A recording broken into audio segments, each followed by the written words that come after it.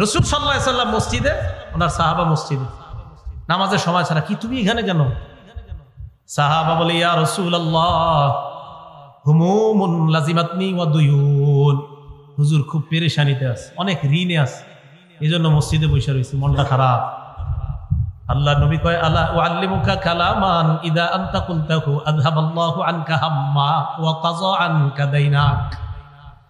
আমি কি তোমাকে এমন কিছু কথা শিখাইয়া দিব না, যে কথাটা যদি আল্লাহকে কায় মনোবাক্যে বলো, আশা করা যায় আল্লাহ তোমার পেরেশানি দূর করে দিবেন, তোমার ঋণ আদায়ের ব্যবস্থা আল্লাহ করে দিবেন।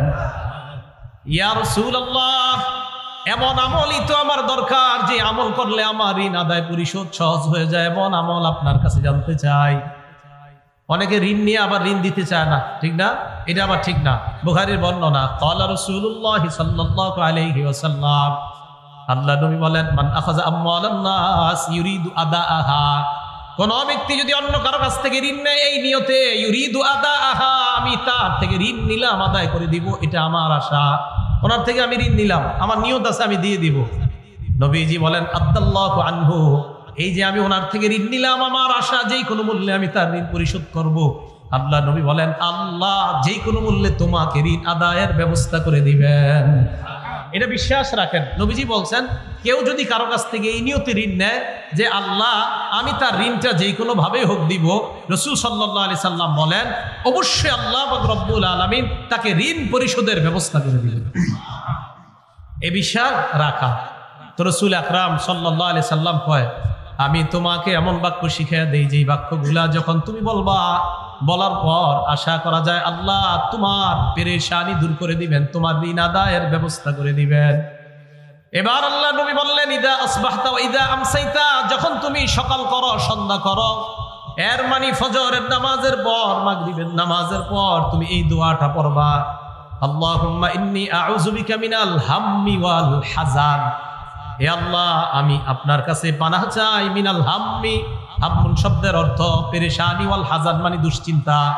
আল্লাহ আপনার কাছে আমি পেরেশানি এবং দুশ্চিন্তা থেকে পানাহ চাই, ওয়াল আজিজি ওয়াল কাসাল, অপারগতা এবং অলসতা থেকে আপনার কাছে পানাহ চাই, ওয়া আউযু বিকা মিনাল জুবনি ওয়াল বুখলি, কোন বর্ণনায় মিনাল বুখলি ওয়াল জুবনি, আল্লাহ ভীরুতা, কাপুরুষতা এবং কৃপণতা থেকে আপনার কাছে পানাহ চাই, ওয়া গলাবাতিদ দাইনি, আরেক বর্ণনায় ওয়া মিন গলাবাতিদ দাইন, ঋণের প্রাচুর্যতা, ঋণের আধিক্যতা থেকে আপনার কাছে পানাহ চাই, ওয়া কহরির রিজাল, মানুষের অনিষ্টতা, মানুষ আমার উপর জুলুম নির্যাতন যেন না করে, মানুষের ধমক ধমকি থেকে আপনার কাছে পানাহ চাই।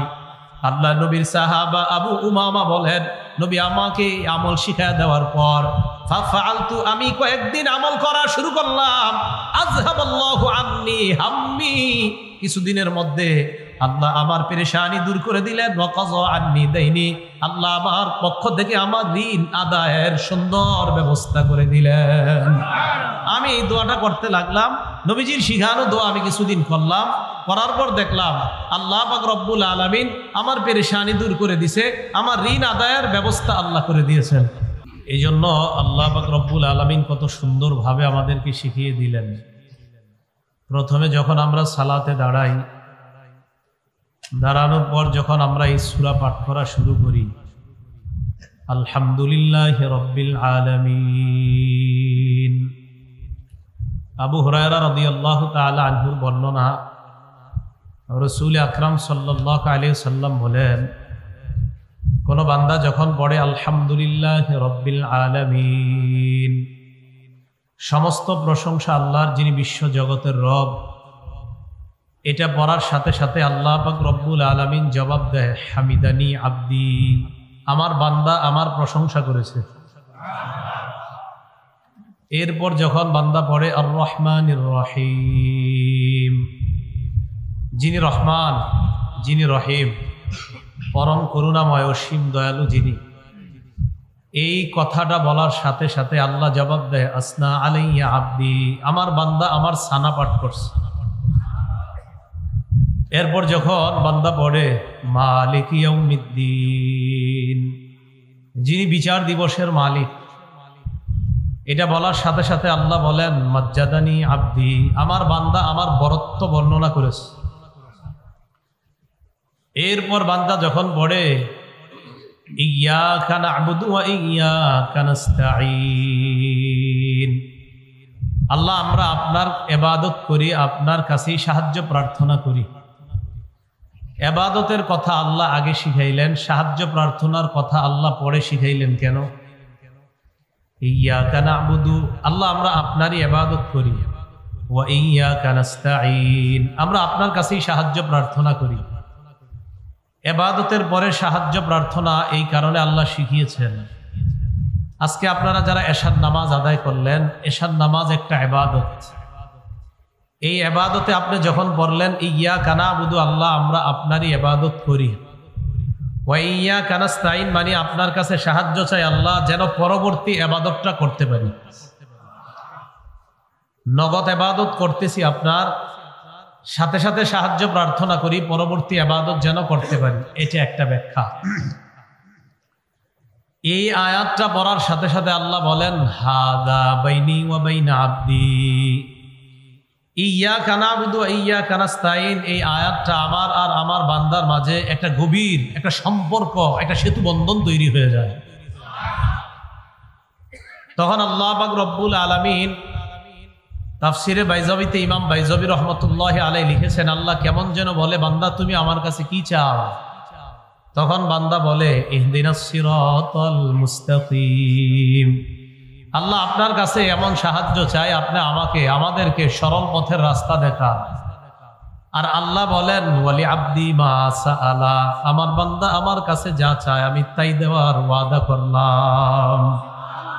তো বান্দা আল্লাহর কাছে চায়, হেদায়েত চায়, আল্লাহ আমাদেরকে আপনি হেদায়েত দান করেন। সিরাতাল্লাযীনা আন'আমতা আলাইহিম, তাদের পথ আমাদেরকে দেখান যাদেরকে আপনি নেয়ামত দান করেছেন। যাদেরকে নেয়ামত দান করেছেন তারা কারা? 4 শ্রেণী উদ্দেশ্য তাদের দ্বারা। আল্লাহ বলেন উলাইকাল্লাযীনা আন'আমাল্লাহু আলাইহিম মিনান নাবিয়্যিন ওয়াস-সিদ্দীকিনা ওয়াশ-শুহাদা'i ওয়াস-সালিহিন। নেয়ামত প্রাপ্ত বান্দা দ্বারা উদ্দেশ্য 1 নাম্বার নবী, 2 নাম্বার সিদ্দিক সত্যবাদী, 3 নাম্বার শহীদগণ, 4 নাম্বার সালেহীন নেককার। আল্লাহ এই 4 শ্রেণীকে আপনি যেই পথে চালিয়েছেন আমাদেরকে আপনি ওই পথেই পরিচালিত করেন। এটা আমরা আল্লাহর কাছে দোয়া করি। গায়রিল মাগদুবি আলাইহিম ওয়ালাদ-দাল্লিন, আল্লাহ ইহুদি খ্রিস্টানদেরকে যেই পথে আপনি চালিয়েছেন এই পথে আমাদেরকে চালাবেন না। যাদের উপরে আপনি রাগান্বিত, যাদেরকে আপনি পথভ্রষ্ট করেছেন আল্লাহ, আপনি তাদের পথে আমাদেরকে চালায়েন না। এই দোয়াটা আমরা প্রতিদিন প্রায় 32 বার কম পক্ষে আল্লাহর কাছে এটা করি। এই যে আল্লাহর কাছে আমরা হেদায়েত চাইলাম, হেদায়েতের উপর অটল থাকার অনেকগুলো উপায়ের একটা উপায় হলো আল্লাহর কাছে হেদায়েতের বেশি বেশি দোয়া করা। বলেন হেদায়েতের কি করা? বেশি বেশি দোয়া করা। আল্লাহ আমাদেরকে শিখাইয়া দিয়েছেন রব্বানা লা তুযিগ কুলুবানা বা'দা ইয হাদাইতানা ওয়া হাব লানা মিন লাদুনকা রাহমা। রব্বানা লা তুযিগ কুলুবানা বা'দা ইয হাদাইতানা, হে আমাদের রব, আমাদের কলবগুলোকে আপনি বক্র করে দিয়েন না। বা'দা ইয হাদাইতানা, আমাদেরকে হেদায়েত দেখার পর, হেদায়েত দেওয়ার পর, সরল পথ দেখানোর পর আমাদের এই কলবগুলো আপনি বক্র করে দিয়েন না। ওয়া হাব লানা মিন লাদুনকা রাহমা, আল্লাহ আপনি আমাদেরকে আপনার পক্ষ থেকে রহমত দান করেন। ইন্নাকা আনতাল ওয়াহ্হাব, আপনি সর্বশ্রেষ্ঠ দাতা, আপনি একমাত্র দাতা। তাহলে হেদায়েতের দোয়া আমরা কার কাছে করি? আল্লাহর কাছে খুব বেশি হেদায়েতের দোয়া করা। খুব মনোযোগ দিয়ে এখন থেকে শুনেন কথাগুলো। দোয়া আমরা আল্লাহর কাছে কেন করব? আল্লাহর কাছেই কেন দোয়া করতে হবে? আল্লাহর কাছে হেদায়েত সহ যে কোনো দোয়া করার 1 নাম্বার কারণ, আল্লাহ আমাদেরকে বলছে, হুকুম করছে আল্লাহর কাছে যে কোনো বিষয়ের দোয়া করার জন্য। তাই আল্লাহর হুকুম পালনার্থে আল্লাহর কাছে এটা বলতে হবে। হুকুম কার? সূরা গাফির বা সূরা মুমিনের 60 নাম্বার আয়াতে আল্লাহ বলেন ওয়া ক্বালা রাব্বুকুম উদউনি আস্তাজিব লাকুম, তোমাদের রব বলেছেন উদউনি, তোমরা আমার কাছে দোয়া করো, আমাকে ডাকো। আস্তাজিব লাকুম, আমাকে যখন তোমরা ডাকবা আমাকে দোয়া করবা। আমার কাছে যে কোনো বিষয় তোমরা চাইবা, আল্লাহ বলেন আস্তাজিব লাকুম, আমি ওয়াদা করলাম তোমাদের দোয়া আমি কবুল করব। আস্তাজিব লাকুম, আমি তোমাদের ডাকে সাড়া দিব। এখন এই যে আল্লাহ বললেন আমি তোমাদের ডাকে সাড়া দিব, আল্লাহ আমাদেরকে বললেন দোয়া করতে, আর আল্লাহ আমাদের ডাকে সাড়া দিবে। তো এক নাম্বার আল্লাহর হুকুম পালন করব, তাই দোয়া করব। দুই নাম্বার আল্লাহর কাছে এই জন্য দোয়া করব যেন অহংকার থেকে আপনার নিরাপদ থাকতে পারি। হেদায়েতের দোয়া সহ যে কোনো দোয়া বেশি বেশি করলে অহংকার মুক্ত থাকা যায়। সূরা গাফিরের শেষে আল্লাহ বলেন, 60 নম্বর আয়াতের শেষের দিকে আল্লাহ বলেন, ইন্নাল্লাযীনা ইস্তাকবিরুনা আন ইবাদাতি সায়াদখুলুনা জাহান্নামা দাখিরিন। যারা আমার ইবাদত থেকে অহংকার করে, এই জায়গায় ইবাদত দ্বারা উদ্দেশ্য দোয়া, আমাকে ডাকা থেকে, আমার কাছে প্রার্থনা করা থেকে যারা অহংকার প্রদর্শন করে, সায়াদখুলুনা জাহান্নামা দাখিরিন, তারা লাঞ্ছিত অবস্থায় জাহান্নামে প্রবেশ করবে। নাউজুবিল্লাহ। তাহলে আল্লাহর কাছে বেশি বেশি দোয়া করা। এখন তো দোয়ার বিরোধিতা করা হয়। কিসের বিরোধিতা করা হয়? না, দোয়ার খুব বিরোধিতা করা হয়। যারা দোয়ার খুব বিরোধিতা করে আপনি তালাশ করে খোঁজ করে দেখবেন গত 15 বছর এগুলার চোখে কখনো পানি আসেনি। যারা দোয়ার বিরোধিতা, আপনি নিশ্চিত আপনি এদেরকে কখনো কাঁদতে দেখবেন না, এদের চোখে পানি আসবে না, কখনো আসবে না। এবং এরা স্বীকারও করে এদের চোখে যে পানি আসে না। এটা যারা দোয়ার বিরোধিতা করে। তো আল্লাহ পাক রব্বুল আলামিন বলছে দোয়া করতে, আর দোয়া না করলে অহংকার প্রদর্শন হয়। এই জন্য মনে রাখবেন, যারা দোয়া করার অভ্যাস যাদের নাই, এদের কথা হয় একদম উগ্র, আর এমন এমন কথা বলবে আপনার মেজাজ খারাপ হয়ে যাবে। 2-3টা কথা শুনলে আপনার মেজাজ ঠিক থাকবে না, এদের কথা যখন শুনবে। তো দোয়া যারা করে না, এরা অহংকার প্রদর্শন করে। তো আমরা অহংকার থেকে বাঁচার জন্য আল্লাহর কাছে হেদায়েতের দোয়া করবো, ঠিক আছে না ইনশাল্লাহ? 3 নাম্বার, দোয়া করাটাই আলাদা একটা ইবাদত। বলেন, দোয়া করাটা আলাদা ইবাদত। আবার বলছি আমি, দোয়া করাটাই আলাদা ইবাদত। আমাদের কেউ কখনো বলে না যে দোয়া করা নামাজের অংশ, এটা কেউ বলে না। দোয়া করা এটা আলাদা ইবাদত। এই কথাটা লিখে রাখবেন সারা জীবন। যারা বিরোধিতা করেন এটা লিখে রাখবেন, দোয়া আলাদা ইবাদত। তিরমিজি শরীফের বর্ণনা, 2969 নম্বর হাদিসের বর্ণনা, ক্বালা রাসূলুল্লাহ সাল্লাল্লাহু আলাইহি ওয়াসাল্লাম আদ-দুআউ ইবাদা। আল্লাহ নবী বলেন, দোয়া করাটা, আল্লাহকে ডাকাটা, আল্লাহর কাছে কোনো কিছু চাওয়াটাই আলাদা একটা ইবাদত। এর মানে আমি আল্লাহর কাছে যখন হেদায়েতের দোয়া করব, আল্লাহ তুমি আমাকে হেদায়েত দিয়ে দাও, বলেন এই যে আল্লাহর কাছে দোয়া করলাম, এটা একটা ইবাদত। কে বলছে? নবী। আমি যে আল্লাহরে বললাম আল্লাহ আমারে হেদায়েত দান করেন, দোয়া করলাম, এটা কি একটা ইবাদত? এই কথা কার কথা? রাসূল সাল্লাল্লাহু আলাইহি ওয়াসাল্লামের কথা। তাহলে আমরা এই জন্য দোয়া করব, কারণ দোয়া একটা ইবাদত। 4 নাম্বার, আমরা এই কারণে দোয়া করব, আল্লাহ যেন বেশি বেশি আমাদের প্রতি খুশি হয়, তাই দোয়া করব। আল্লাহ যেন রাগ না করে, বরং আমাদের প্রতি যেন আল্লাহ খুশি হয়, তাই কি করব? আমরা দোয়া করব। দলিল, তিরমিজি শরীফের 3373 নম্বর হাদিসের বর্ণনা, ক্বালা রাসূলুল্লাহ সাল্লাল্লাহু আলাইহি ওয়াসাল্লাম, আল্লাহ নবী বলেন, মান লাম ইয়াসআলিল্লাহ ইয়াগদাব আলাইহি। নবীজি বলেন, কোন বান্দা যখন আল্লাহর কাছে চায় না, আল্লাহর কাছে চাওয়া যখন ভুলে যায়, আল্লাহকে ডাকা ভুলে যায়, আল্লাহ তুমি আমাকে হেদায়েত দাও, আল্লাহ তুমি আমাকে রিজিক দাও, এই কথা বলা যখন কোন বান্দা ভুলে যায়, ইয়াগদাব আলাই, ওই বান্দার উপর আল্লাহ রাগান্বিত হয়ে যায়। আল্লাহ তার উপর রাগ করে, যে আল্লাহর কাছে চায় না, তার উপর আল্লাহ কি হয়? রাগান্বিত হয়। আল্লাহ তার উপর গুসা করেন, আল্লাহ তার উপর রাগ করেন। আল্লাহ রাগ থেকে যেন আমরা বেঁচে থাকতে পারি, আল্লাহ তৌফিক দান করেন। যে ব্যক্তি দোয়া করতে জানে না, সে অক্ষম, সে অপারগ ব্যক্তি। বলেন, সে কি ব্যক্তি? অক্ষম, অপারগ ব্যক্তি, যে দোয়া করতে জানে না। দলিল, একটা কিতাব আছে নাম সহিহুল জামে, এই কিতাবের 1044 নম্বর হাদিস। এই হাদিসটাকে যিনি সহি বলছে তার নাম নাসির উদ্দিন আলবানী রহমতুল্লাহ আলাইহি। বলেন কি নাম? আবার বলেন কি নাম? হ্যাঁ, উনি বলছে এই হাদিস সহি। এই উনি যে হাদিসকে সহি বলছে, এই হাদিসে নবীজি কি বলছে দেখেন, ক্বালা রাসূলুল্লাহ সাল্লাল্লাহু আলাইহি ওয়াসাল্লাম আজাজুন নাস মান আজিজা আনিদ দুআ। মানুষের মাঝে সবচেয়ে অক্ষম অপারগ ওই ব্যক্তি, যে আল্লাহর কাছে দোয়া করতে অপারগ, আল্লাহর কাছে দোয়া করতে চায় না। যে ব্যক্তি আল্লাহর কাছে দোয়া করতে চায় না, এই ব্যক্তি অপারগ। আমরা দোয়া করলে যদি কেউ বিরোধিতা করে, তাকে সরাসরি বলবেন, তুমি হলো অপারগ বান্দা, তোমার কথা শোনার টাইম নাই। কারণ রাসূল বলছে, যে আল্লাহর কাছে দোয়া করে না, সে অপারগ, সে অক্ষম। ওয়া আবখালুন নাস মান বাখিলা বিস সালাম। এই হাদিসে বলছে সবচেয়ে কৃপণ ওই ব্যক্তি, যেই ব্যক্তি সালাম দিতে কৃপণতা করে, এই ব্যক্তি সবচাইতে বড় কৃপণ। যে সালাম দিতে কৃপণতা করে সে সবচাইতে বড় কৃপণ। তাহলে আমরা সবচেয়ে অপারক ব্যক্তি হব না দুনিয়ার, কারণ আমরা আল্লাহরে ডাকতে জানি, আর আল্লাহরে যে ডাকতে জানে সে কখনো অপারক হয় না। এই জন্য আল্লাহর কাছে বেশি বেশি দোয়া করা। আল্লাহ তৌফিক দান করেন। হাদিসের মধ্যে আসছে কোনো ব্যক্তি যখন আল্লাহর কাছে দোয়া করে তখন আল্লাহ পাক রব্বুল আলামিন তার যদি কোনো পেরেশানি থাকে, তার কোনো ঋণ থাকে, এই ব্যাপারেও যদি আল্লাহকে বলে, যদি কায় মনোবাক্যে বলে, ইনশাল্লাহ তার পেরেশানি, তার ঋণ সহ যা বলবে আল্লাহকে, আল্লাহ তার ওই পেরেশানি থেকে তাকে হেফাজত করবে। দলিল আবু দাউদ শরীফ 1555 নম্বর হাদিসের বর্ণনা। আন আবি সাঈদিন আল খুদরি রাদিয়াল্লাহু তাআলা আনহু قال, আবু সাঈদ খুদরি রাদিয়াল্লাহু তাআলা আনহুর বর্ণনা, দাখালা রাসূলুল্লাহ সাল্লাল্লাহু আলাইহি ওয়াসাল্লাম ইয়াওমান আল মসজিদ। আল্লাহ নবী একদিন মসজিদে প্রবেশ করলেন। নবীজি মসজিদে প্রবেশ করার পর ফাইদা হুয়া বিরাজুলিন মিনাল আনসার ইউকালু লাহু আবু উমামা রাদিয়াল্লাহু তাআলা আন। হঠাৎ আল্লাহ নবী দেখলেন নবীর সাহাবা আবু উমামা রাদিয়াল্লাহু তাআলা আন মসজিদে বসা।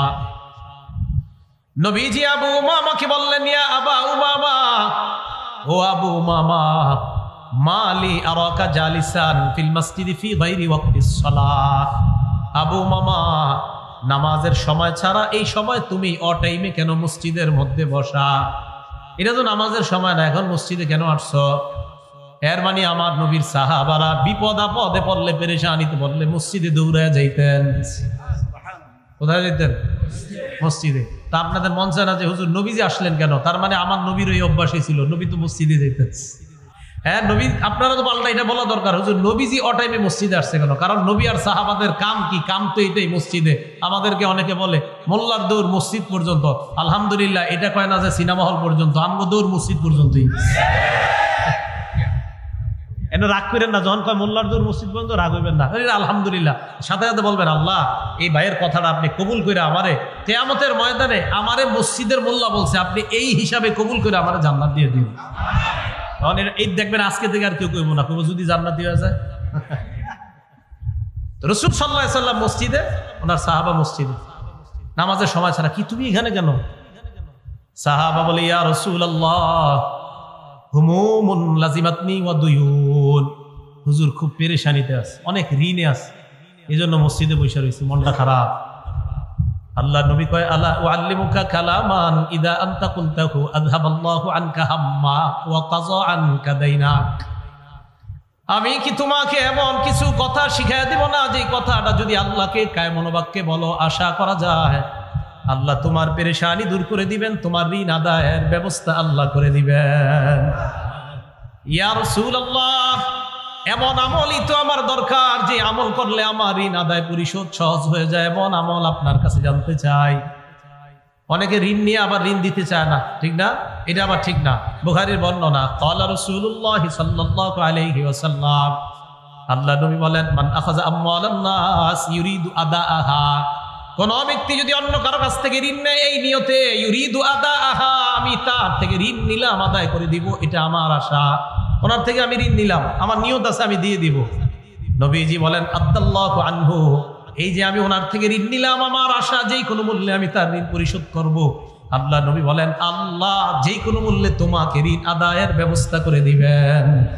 এটা বিশ্বাস রাখেন। নবীজি বলছেন, কেউ যদি কারো কাছ থেকে এই নিয়তে ঋণ নেয় যে আল্লাহ আমি তার ঋণটা যেই কোনো ভাবে হোক দিব, রাসূল সাল্লাল্লাহু আলাইহি সাল্লাম বলেন, অবশ্যই আল্লাহ পাক রব্বুল আলামিন তাকে ঋণ পরিশোধের ব্যবস্থা করে দিবেন।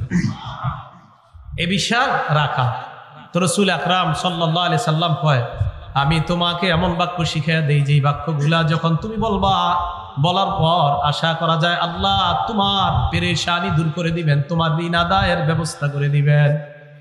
এবার আল্লাহ নবী বললেন, ইদা আসবাহতা ওয়া ইদা আমসাইতা, যখন তুমি সকাল করো, সন্ধ্যা করো, এর মানে ফজরের নামাজের পর, মাগরিবের নামাজের পর তুমি এই দোয়াটা পড়বা, আল্লাহুম্মা ইন্নী আউযু বিকা মিনাল হাম্মি ওয়াল হাযান। হে আল্লাহ, আমি আপনার কাছে পানাহ চাই, মিনাল হাম্মি, হাম্মুন শব্দের অর্থ পেরেশানি, ওয়াল হাযান মানে দুশ্চিন্তা। আল্লাহ আপনার কাছে আমি পেরেশানি এবং দুশ্চিন্তা থেকে পানাহ চাই, ওয়াল আজিজি ওয়াল কাসাল, অপারগতা এবং অলসতা থেকে আপনার কাছে পানাহ চাই, ওয়া আউযু বিকা মিনাল